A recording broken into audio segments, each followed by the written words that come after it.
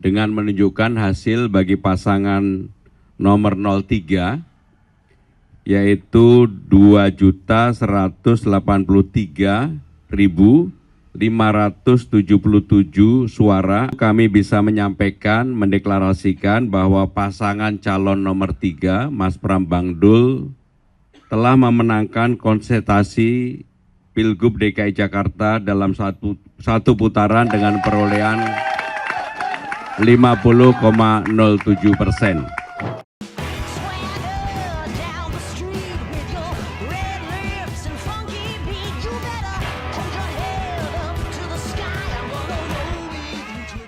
Akhirnya teka-teki soal siapa pemenang Pilkada Jakarta 2024 terjawab sudah.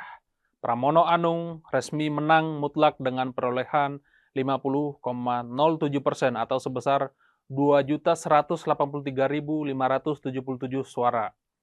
Pramono Anung unggul 2.943 suara dari Ridwan Kamil. Dengan demikian, syarat minimum 50% plus 1 sudah terpenuhi dan artinya Pilkada Jakarta cukup satu putaran saja tanpa perlu 2 putaran lagi. Hasil ini dihitung dari form C1 yang diunggah di situs KPU di mana 100% TPS sudah melaporkan form C1-nya.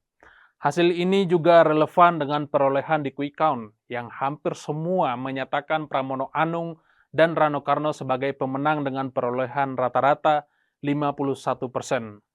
Hasil form C1 jelas jauh lebih akurat karena penghitungannya berdasarkan bukti suara di TPS secara keseluruhan, bukan berdasarkan sampel suara seperti apa yang telah dilakukan oleh semua lembaga survei dengan metode quick count-nya.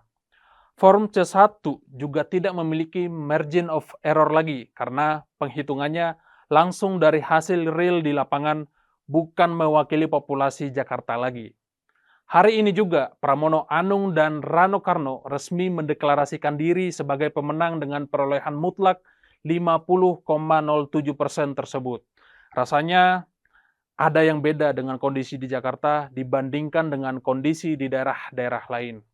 Pertempuran di Jakarta terasa sangat sengit dan sulit kali ini, bahkan untuk memastikan satu putaran pun harus menunggu sehari karena syarat 50% plus 1 suara dan selisih suara yang tidak terlalu jauh. Meskipun Pramono Anung dan Rano Karno telah menang mutlak yang dibuktikan lewat form C1 plano di website KPU, ada yang harus kita waspadai dan harus kita jaga bersama. Perjuangan kita belum selesai karena tingkat penghitungan suara baru dimulai di tingkat kecamatan pada hari ini. Ingat, orang-orang di belakang Ridwan Kamil dan Susono adalah gabungan sejagat raya antara penguasa yang tamak, partai politik, bohir-bohir, oligarki yang kepentingannya sama. Mereka ini ingin menguasai panggung politik di Pilpres 2029 tanpa lawan yang berarti sekalipun. Apalagi Jokowi terang-terangan menyatakan mendukung Ridwan Kamil karena rekam jejak beberapa waktu yang lalu, juga surat Presiden Prabowo yang beredar pada masa tenang, dan Wakil Presiden Gibran yang mengarahkan relawan-relawannya untuk Jakarta jelas menunjukkan betapa penguasa ini tidak ingin Pramono Anung sebagai pemenang di Jakarta kali ini.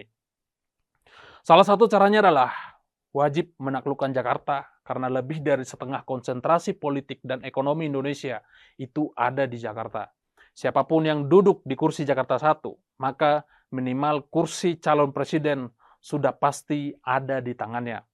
Kita jelas masih ingat bagaimana Anies Baswedan yang selalu membuat posisi Jokowi tidak nyaman sama sekali selama tahun 2017 sampai tahun 2024. Berbagai macam cara dilakukan untuk mengkriminalisasi Anies Baswedan sebagaimana cerita Sekjen PDI Perjuangan Hasto Kristianto. Maka kemenangan Pramono Anung belum tentu sepenuhnya aman saat ini. Bisa saja pada proses penghitungan suara di KPUD Jakarta dipengaruhi dan diintimidasi oleh kepentingan-kepentingan jahat agar hasil real count yang keluar mengarah ke 2 putaran. Bagaimana kita bisa percaya terhadap penyelenggara dan negara ini sedangkan Bawaslu saja tidak berani menegur Presiden Prabowo yang telah terang-terangan mengkampanyekan para calon kepala daerah? Maka tak salah siapkan kecurigaan atas kejadian sekecil apapun. Kita wajib waspada, jangan sampai dikibuli lagi oleh Mulyono CS. Kita harus bisa belajar dari proses penghitungan suara di Pilpres 2024, di mana situng dan sirekap KPU bisa berubah-ubah setiap detiknya. Bahkan angka 58% yang disebutkan jauh sebelum hari pencoblosan itu persis sama dengan perolehan suara pemenang saat itu. Maka niat 2 putaran sedang dipaksakan agar pada saat putaran kedua, semua sumber daya politik dan kekuatan negara bisa diarahkan agar fokus ke kota Jakarta. Apalagi status DKJ dan kawasan aglomerasi di bawah pimpinan Wakil Presiden Gibran jelas membuat power Gibran semakin besar lagi untuk mempengaruhi politik Jakarta.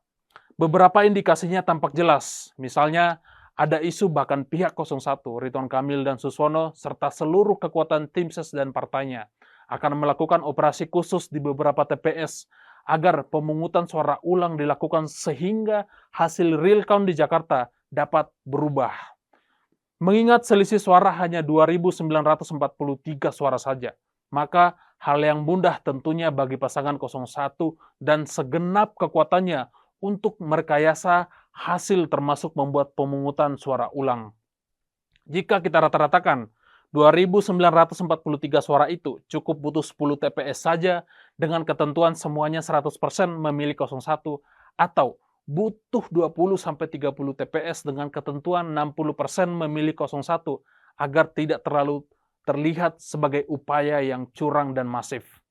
Inilah yang mesti kita waspadai. Apapun masih sangat mungkin terjadi mengingat rekam jejak Mulyono CS yang sangat jahat dan brutal. Untuk Jakarta, jelas fokus mereka akan full 100%. Soal sayembara hadiah 10 juta dari tim ses Rido kepada siapa saja yang menemukan kecurangan, jelas arah bidikannya ke tim Pramono Anung dan Rano Karno.